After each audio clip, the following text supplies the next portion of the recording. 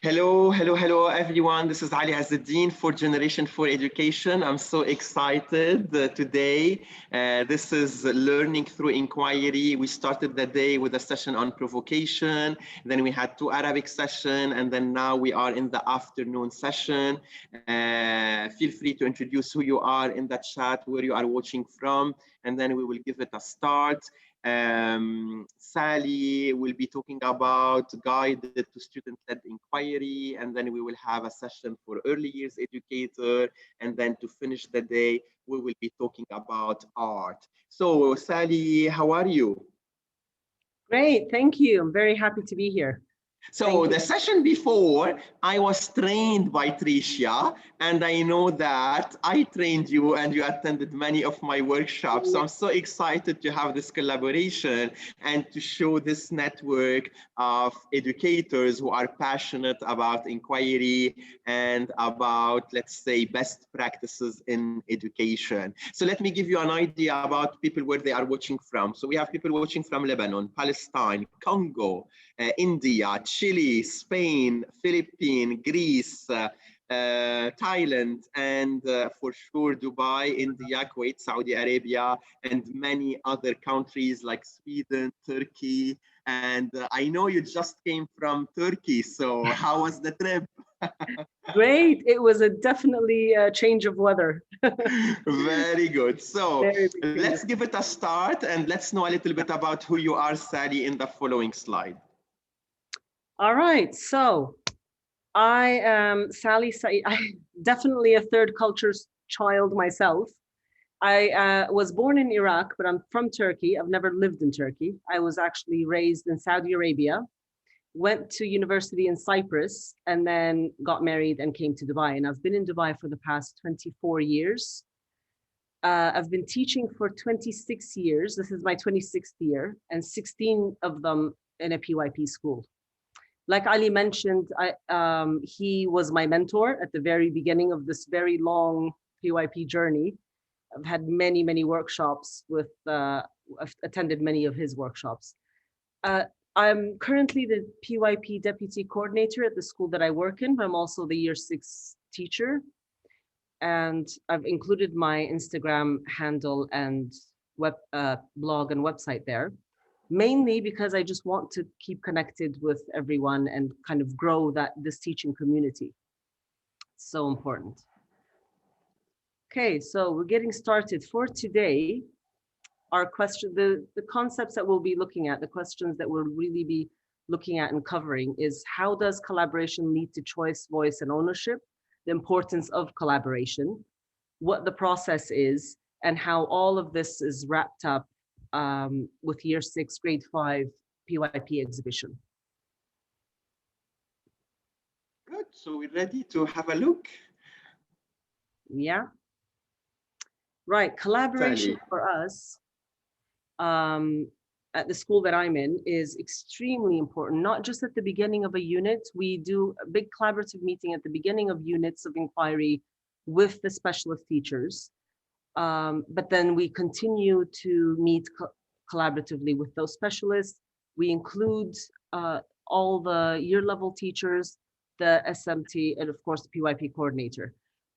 This year, we were going to start including students in our collaborative planning, but because of the restrictions that we've had, the only way we are able to include them is just virtually on Padlet and just include their voice. Again, just focusing on that voice, choice, and ownership of students.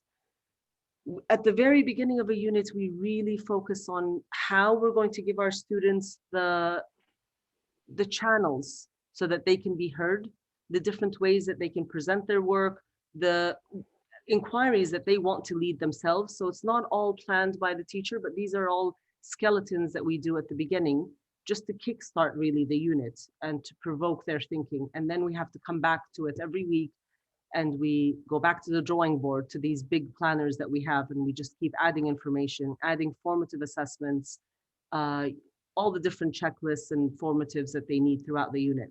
We also go and test dry run our lessons, because sometimes we plan these amazing lessons and we don't really know what's going to happen. So in that first slide on the far right, that was a heart dissection, which not everybody was very confident as teachers doing either. But again, it's something that we get together, we plan, we dry run the lessons when it's something not everybody's very confident about, if it's a science skill or a math skill that's completely new, and then we kind of give it out to the students. So that is very, very important at the beginning of the unit, the student voice that will lead to all the assessments and rubrics.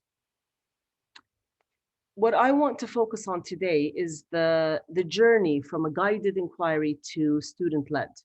I've used this from Trevor Mackenzie, this illustration which I think has really helped me to really understand how to let go and release that control a little bit. So at the very beginning of the unit, depending on the cohort that we have, I sometimes start with a very, very structured inquiry, depending on the students that are coming up to year 6. Last year with the pandemic, when we had to go into virtual learning, again, we had gone back to a very structured inquiry and then slowly released. I usually start out with the whole class provocation, a whole class central idea, where I'm modeling all of this, modeling how to write a central idea, how to write lines of inquiry, going through all the different points and rules of writing central ideas, that they must be universal, they must not be locked in time and space, they have to include concepts and verbs. So all of these skills that they need, just modeling it as a teacher and going through that, I have to do all of that with them. The questioning that I ask continuously and not answering any questions, the critical thinking, and then referring all of the concepts and conceptual understanding. So I go through the central idea, write the central idea, kind of model writing a central idea with the students. From there, we come up with how to form lines of inquiry. And again, it depends on, sometimes for different units, it kind of works in different ways. I've given them concepts sometimes and said, here are 3 concepts. What are the questions that we can come up with that will link to these concepts, which will form our lines of inquiry? Other units, we've done it the other way around, where we have given them the central idea together, and then come up with what are the lines of inquiry that we can, what are the questions, the guiding questions that you have, which can form the lines of inquiry, and then try to link them to concepts. So there are many different ways of doing this, as long as it's all being modeled and shared with the students, so that when we do gradually release this control, they know the process that they need to go through with the central ideas, the lines of inquiry, the importance of using ATLs and learner profiles, so that they can start implementing that when they're doing their own inquiries. Let's say that Trevor is publishing a new book very soon, next month, so about assessment. On assessment. And so, yeah, so this is a high recommendation, and then I'm sure, Sally, you will refer to this at the end of the slide. So let's continue. Yes.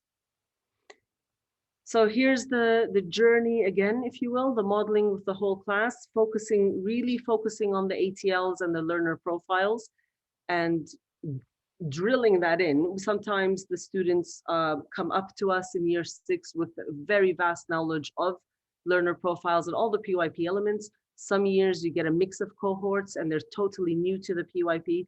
So they're all at different stages, and it just needs to be reinforced over and over again. And then the release and the small groups happen accordingly at different times, depending on the students' needs and their abilities to actually go into smaller groups. So again, another Trevor Mackenzie illustration, the power of provocation. The reason I use this is because this to me is just so important, that a provocation is, and we had a provocation session this morning, it's just so important that it's just ignites curiosity and inquiry, and it gets the students to ask questions. It doesn't have to be something huge. It doesn't have to be an amazing lesson with a big bang.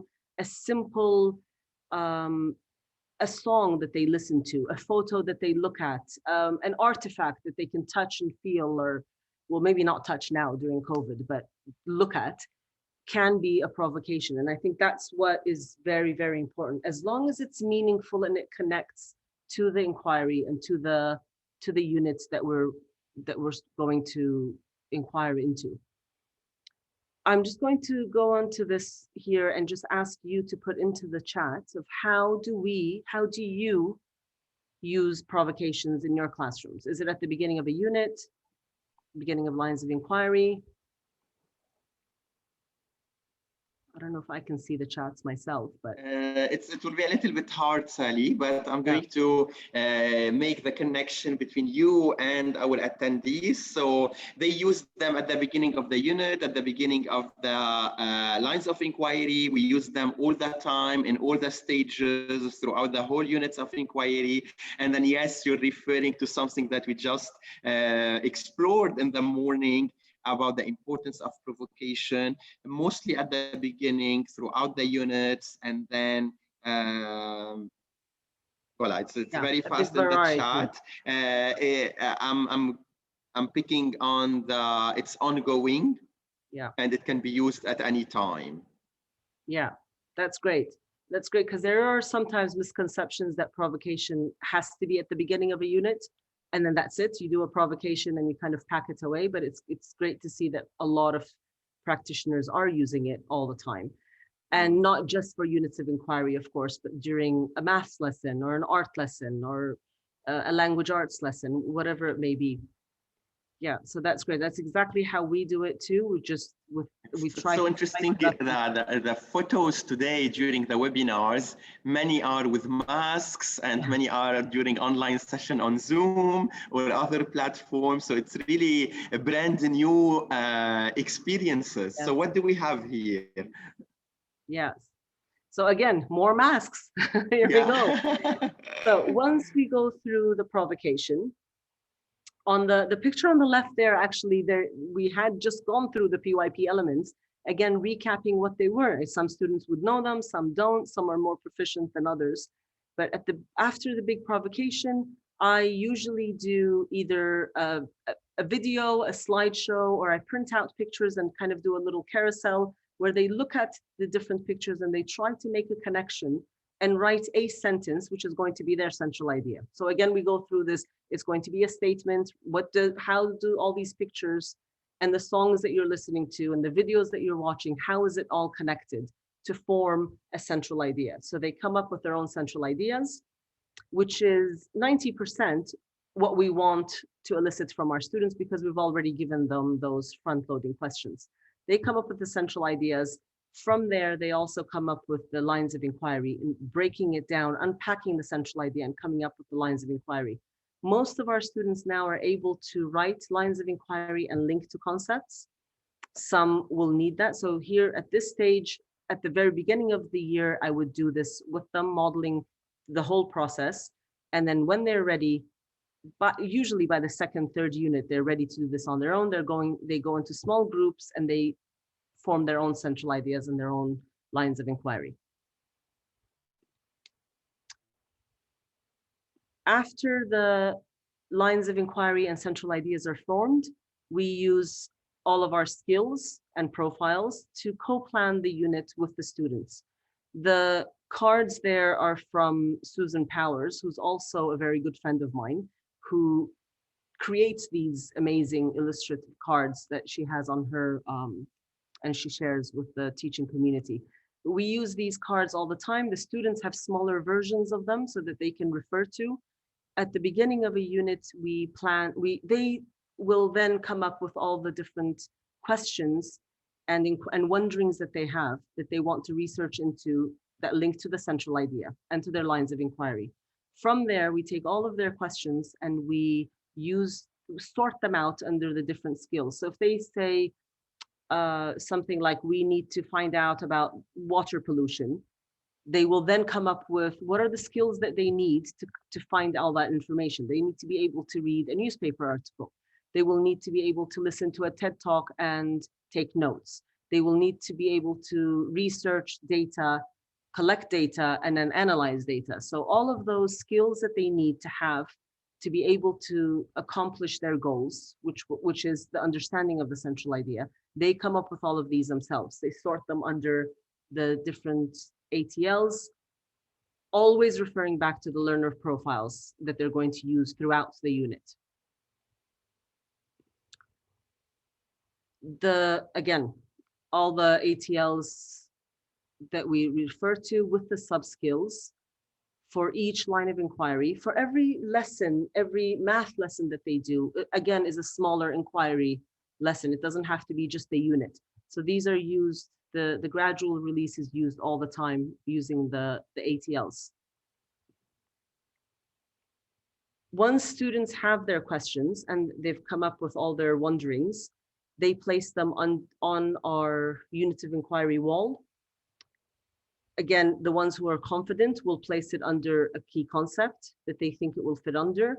If it doesn't, we move it around. They come up with great discussions of how one question can fit under several key concepts. It doesn't have to be just one key concept. And we then form the small inquiry groups. There are times where they have questions that do not link to an inquiry at all. It has nothing to do with their unit of inquiry, but it is a very, very valuable question. And to honor those, I always ask them to put the questions on a wonder wall, and I give them personal inquiry time at the end of every week for 20 minutes to find out about their questions that did not fit under a key concept. Those are the ones that are their personal questions. So again, really honoring that student voice and choice and making sure that their questions are heard, that they know that they're valuable and they have been given the time to find the answers. Not all of them can be answered, and that's also okay, but they know that that's an ongoing process. So they're modeling exactly what we're doing through the units of inquiry with their personal inquiries. The questions here under the key concepts help us form the small inquiry groups, and then they go through the whole process themselves. The same thing where we were thrown in at the deep end last year in March, where everybody just went home and we were told to go teach virtually. Padlet was our lifesaver. So we were able to sort questions, doing the same thing that we do in the classroom virtually, sorting questions under the key concepts using Padlet. This we found to be the most student-friendly, really user-friendly thing that we could use, IT tool that we could use. We have continued using it this year because of the blended learning that we have. So we have most of our students are in school, but we do still have some students at home who are continuing with blended. So they're still able to contribute to the questions and the wonderings and continue with the class and their learning using the virtual groups. These are pre-pandemic photos. Thus, there are no masks and it's flexible seating. Unfortunately, my classroom doesn't look like this anymore. There's lots of tables and chairs, but when they were allowed to work, they still are allowed to do lots of small group activities, but students were always allowed to choose who they work with, what they're going to inquire into, the different tools that they're going to use. Is it going to be a science experiment? Are they going to read an article? Whatever it may be, and also how they're going to present their work. So after the questions that they had on the small inquiry, under the key concepts, they would then go into researching to find their answers in their groups. Again, some of them choose to do experiments, others choose to do more of a traditional reading approach. The way they present their work is completely up to them, how they want to present it. And then everything is peer assessed and self-assessed, and they have reflection time. This is the wondering wall that I was just referring to. The questions are written on that wonder wall. It's the questions that they write there, they then come up and they're given those 20 minutes to answer them on a Thursday afternoon. If they find the answers, we have a book called the Wondering Book, the 6D Wondering Book, and all the questions and answers go into that book. And that book has become the most valuable book in our reading corner. Everybody wants to read everyone else's questions and find out what their answers were. And that kind of gets them really thinking about asking critical questions, asking open-ended questions, and not something they can just Google. That's usually the rule that we have. You can't just Google it, they just have to find out, really inquire into finding out what these questions are. I use a website called Wonderopolis, which I find very, very helpful, which helps me and my students learn how to ask valuable questions, really learn to look around into their environment and question and start with wonderings. I usually start with that at the beginning of the year. They then kind of mimic what the other students have done on that website. And then gradually they will come up with questions that they're going to inquire into. So student agency, here's another one. Other than they choose their own groups and they choose how to present, how else are we all using student agency in our classrooms? So we can use the chat function again.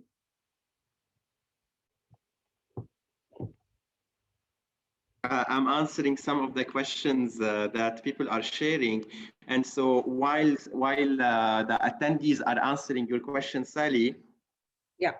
And Nupma is asking, like, can we give an example of a concrete theme? And I'm saying that the process you are sharing can fit any theme, right? So we have first the planning, all the teachers are involved, and then we have the voice of the student with the score, construction of the central idea lines of inquiry. Then they have their question on the wonder wall, and then you are offering them some time for free inquiry. Do you want to add anything about this?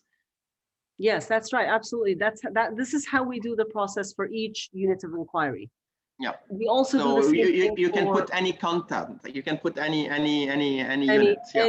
Any organizing theme, anything that you're doing. We do the same thing for a standalone math lesson. So if we're going to introduce fractions, again, it's done in the same way.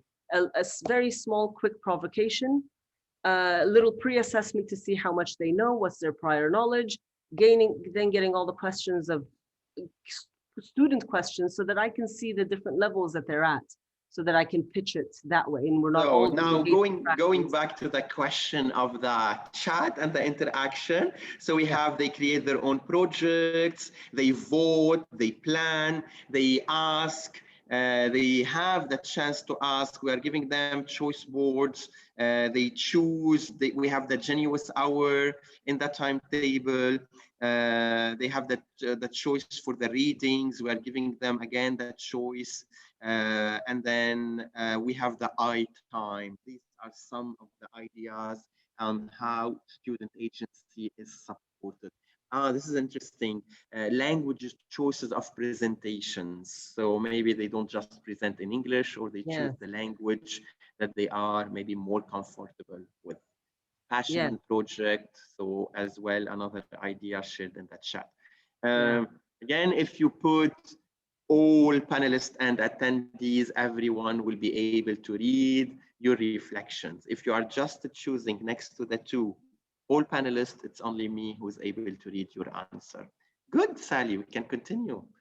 Yeah, the languages there was very important too, especially for ESLs, for new students who are new to English or the language that we're all teaching in.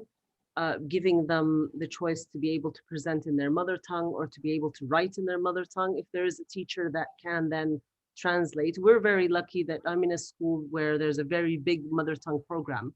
So I can find an Italian teacher, or Spanish or a French teacher who would be able to simultaneously translate for me right away. But just giving them that ability to be able to use their language is also amazing. We had also a bilingual option or bilingual presentation. So let me tell you, we have a special day about bilingual education. I will announce it at the end of the webinar, so stay tuned.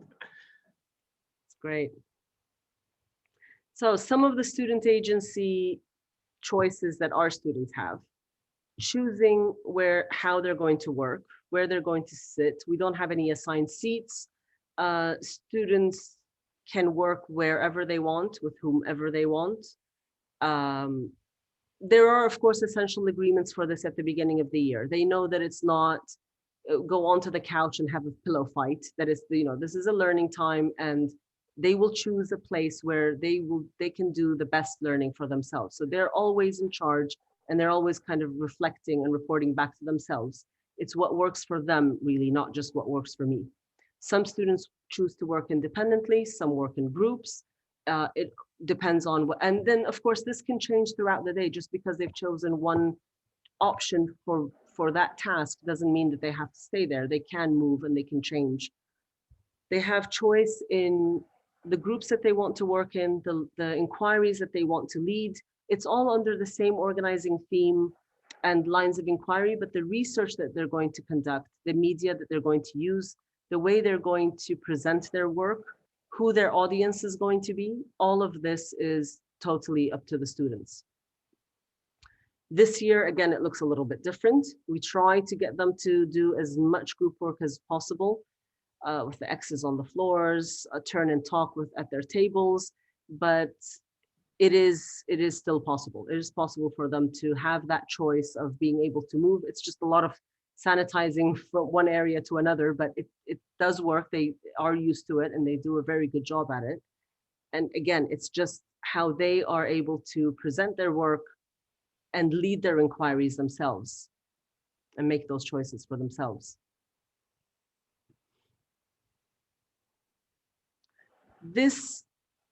The whole process of writing, starting with a provocation, writing a central idea, something that's meaningful, something that is timeless, not locked in place in time, all of these things that we go throughout the year, looking at the learner profiles and the ATLs and forming checklists and rubrics with the students will lead them for our grades 5, year 6 students, essentially leads them then to the PYP exhibition. They model this throughout the year with their small inquiries, and then at the very end of the year, they do the big PYP exhibition in the same way that we do our units of inquiry. Our school has never given students the same TD theme. They were always allowed to choose. They were given the option to choose whichever organizing theme they wanted to work on. They wrote their own central ideas. They always formed their own groups. They always presented in the same way. There was a little bit of a structure of what the presentations were expected to look like, what the big day was expected to look like. We focus a lot on the exhibition being a journey, not an end process. So this is kind of reiterated to all the students and parents also over and over again, that the journey is important. It's not just the final product that they come up with. This year we've tried it. Last year, our exhibition was in June, so it was still complete lockdown. Everything was virtual. Students formed groups. They came up with their own central ideas, their lines of inquiry. They were not able to do any field trips, but they did do lots of surveys and interviews. They all created a website and they all had a live presentation. Last year, actually, each group had around 150 people coming to their presentation, grandparents joining from all over the world. Whereas when we used to do it in school, it would just be this PYP school that we've invited with a few other people from other schools. This way, their audience was a lot bigger. It was all virtual. This year, we've kind of mixed it both up a little bit, and we've asked students to start with their passion and work on a passion project. So each student, so now instead of having 4 PYP exhibition groups in my class, I have 20 because of 20 students. Each one has their own passion. Each one has linked their passion to a UN global goal if they could, or to a bigger concept, and they're leading their own PYP exhibition. Again, the students have an option to work together and collaborate in small groups under the organizing theme that they work in, but each student has their own central idea. Each student is then given a student mentor who's an older student from year 9 and 10. They're also given a teacher mentor, and the year 6 teachers are, of course, also mentoring the whole process. But this journey of the PYP exhibition is kind of replicating everything that they do throughout the year with writing central ideas, leading the whole inquiry, using all the ATLs and from the guided inquiry and gradual release to student-led inquiries. So that is the end result for all of us. Oh, Sally, I have a question. I have a question before you continue. Yeah. And so Dan is asking, it's the first time we are going to do the PYP exhibition. It will be online and for 6-7 weeks, the whole preparation. So do you recommend to have it individual or in groups? I would say it depends on the students, on the class. This teacher knows their students best. If they're able to work together, it was not easy for them to work together virtually. However, at that time where students were not able to even see each other, they were not even allowed out of their house, that did help us with just a little bit of normalcy where they were meeting, even if it was virtual, they were meeting their mentors and they had some kind of connection. But I would say that the teachers know their students best. If they think independent passion projects works best, then that may be the right way. I like the group work. I like the fact that they work together and they collaborate and they have arguments, but they come up with a conflict resolution. I like all of that process. And that's why even now, even though they have their own central ideas, I am encouraging them to meet with others that have the same TD theme just to get through those hurdles together, really.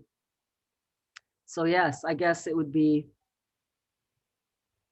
Very good, Sally. So I think it's this whole idea of a continuum, and where do we put ourselves on this continuum? So more teacher-led, more student-led, and then again, if it's your first year, I would go for helping and offering more support, and then maybe some students are able to work in a group, others they can work individually. It all depends on many factors and the situation where you are. Right, absolutely.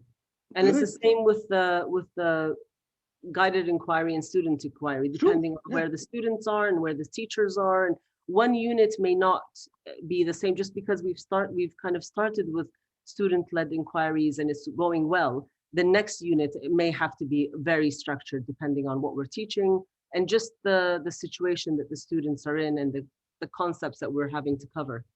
So yeah, it is very, very individual. Okay, we can continue. Yeah, that is, I'm actually going to go back to the first slide because that was the takeaways. I want to go back to the first slide to see where we can place ourselves here in the swimming pool of where we think we are as teachers. And may also where we think, where we are as teachers teaching in a PYP classroom, but then where we are as teachers, as learners ourselves. So a self-assessment, yeah? Yeah. Where do you see yourself in this chart? And so I'm sure we are going to get all the 4 answers. Yes, probably. Or, it seems many are writing the guided. Yeah. We are currently in a mixed control guided. As a learner, I'm more free, but then as a teacher, I'm more in the guided. I'm all over the pool. Yeah. Good. So that is one of the most difficult things as teachers is to let go of that control and kind of watch the mistakes. But I think that just comes with time also.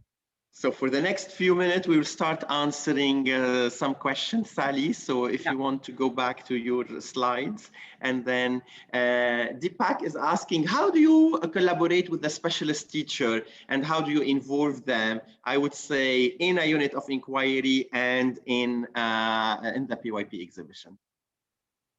Okay, for both. So for the unit of inquiry, we meet a week, usually it's 2 weeks before a unit starts. Sometimes it ends up being a week before.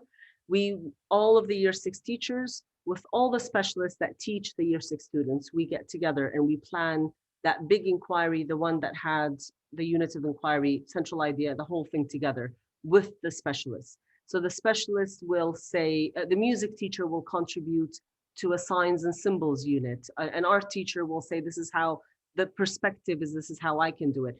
If they can't make connections to the central idea, they then definitely make connections to the ATLs that they're going to be using. We have a full session on art and learning through art. So join us. It will be the last session of the day. And I have plenty of questions for you, Sally. So the people who are asking about KG, please join us in the following session. It will be 4:30 Dubai time. So this is regarding the early years. I know Sally, she's more experienced with the upper primary. So Alexandra is asking, do you have other units during the year? Yes. So they don't have only the PYP exhibition. They have other units, and this year they decided to put the PYP exhibition outside the POI, right? Right. So we do 6 units of inquiry plus the exhibition. The exhibition is running outside of the UOI. It has been quite challenging, but again, it's a learning curve for all of us. So it's 6 units of inquiry plus PYP exhibition. A very interesting question about the role of the librarian. I would like to do a day for all the librarian, or a session about the librarian. So how do you involve, Sally, the librarian?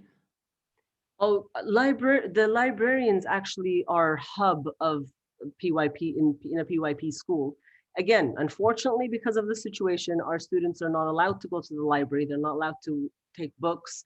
They're not allowed to be touching books and stuff. But previously, what we had done was the librarian would actually play a very, very big role in the PYP exhibition. Besides all the library skills of how to look for a book and find a book and the index and all of these different, very amazing tools that the students need to guide themselves in the library, she would also teach them how to read an article, analyze an article, do the different reading levels. So librarians are also part of the collaborative planning at the beginning of a unit. And they're also part of our planning with the PYP exhibition, just like all the other specialists. All of our specialists are also mentors for PYP exhibition. So not only do they plan with us, they also mentor it. So I am going to ask from Sally to stop sharing the screen now, and I'm going to update the people about what's next, and then we will go back to the question. We still have time for the Q&A. So here I'm going to share with you our new website. So 4th Generation Online, where you are going to find, as I said, we have a bilingual education day where we will have session in Arabic, in French, and in English on the 22nd of May. And we will talk about learning language, translanguaging, and best practices in bilingual education. You can also check our upcoming workshops online in Arabic or in English. They are now available for April, May, and June. And then we have some asynchronous event also that you can check and you can find. For the upcoming session this afternoon, I just told you that we have 2 more. The following one will be about early years. So all our early years educator, you always have a time to join us, and it will be about inquiry in the early year. You can still register, and you can also watch it live on Facebook. And then after the inquiry in the early years, we are doing inquiries art to wrap up the day. It will be 6 p.m. Dubai time. So these are some updates for you. I'm going to share the links of the 2 websites, and then I'm going to answer the extra question comings here. So considering the PYP is your 7th unit, usually it's not like that. So if you are doing the PYP exhibition outside the POI, we don't consider it as a 7th unit. Do the students work under the same transdisciplinary theme, or do they choose their own theme? So Sally, what would you like to add? They choose, yeah. They choose. Because they choose their passion, it's that then eventually, then it falls under different organizing themes, different TV themes, yeah. Okay. We're trialing this year, so this is very new for us. We normally don't do PYP exhibition as the 7th unit. So yeah, and it's not. So if you are doing it outside the POI, we don't call it unit number 7. So make sure that this is very clear for everyone. Okay, so now I continue with some questions. So how many mentors do you have? How do you invite them? How do you involve them, Sally? So we usually send out, just like the students' passions, we send out a survey to teachers asking them what their passions are and what their expertise and what they feels that they would like to kind of mentor in. So they sign up for, they kind of, teachers being teachers, they like to help everyone anyway. So even if it's a topic that they're really not passionate about, they will still take on a mentoringship. But we try to match mentors with students who kind of have the same interests in the same topics. We ask all of our teaching staff, including the MYP teachers, the MYP coordinator and the diploma coordinator, to become mentors, and they do every year. And this year, we've also asked our year 9 and 10 students who have done PYP exhibition before to be a student mentor. So each child who's doing the PYP exhibition has a teacher mentor and a student mentor. Very good. One more question, Sally. It's provoking a lot of thinking. Yeah. Would you like to try again the PYP exhibition outside the POI next year?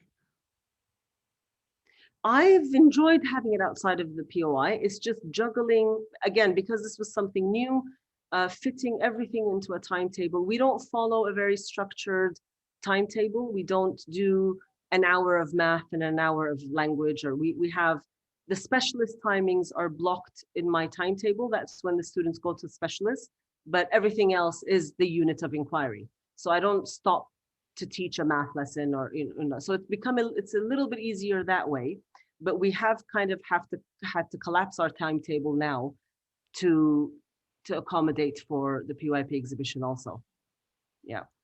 So from guided to student-led, we are going to wrap up our session now. I would like to thank you, Sally. It was very inspiring. And then we will meet in half an hour to start talking about inquiry in the early years. Sally, would you like to say a final word?